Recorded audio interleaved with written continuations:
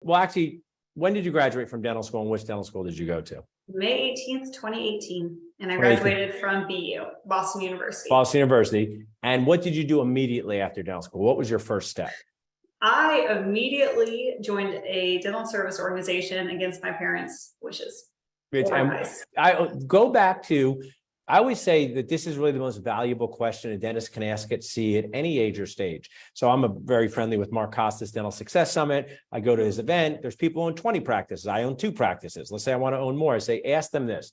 What would you do different? Why did you do what you did? And what would you do different? So now bring us back to right after dental school, your first step. You have parents and you have a mom who's a dentist. And they're saying, don't do this.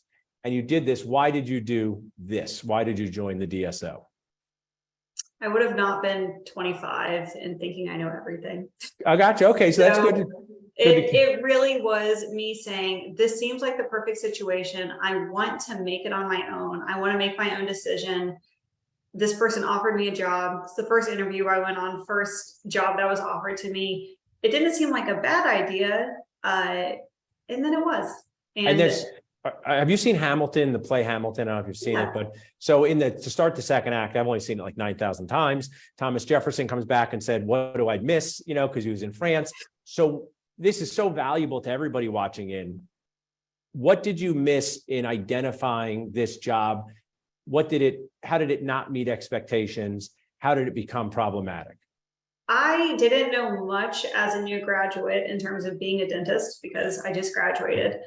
But I was expecting to have a little bit more control over day-to-day schedule, things that happen in the office, even just decisions that were made that seemed very like small and affected my clinical stuff and just like general well-being and happiness at the office. And those were not my decisions to make. The fact that they were very much the office manager or whoever was above the office manager, because it was a small DSO, it wasn't a super well-known one. And I'm sure there are well-run DSOs. This was not a well-run DSO.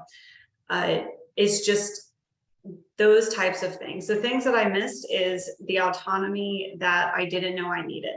Yeah, I really appreciate you sharing something that's genuine and vulnerable. I work with DSOs, private practices daily. There's great private practices, great DSOs, problematic ones, but it is important to ask, especially as a new dentist or any age dentist, that do I get to make these decisions myself?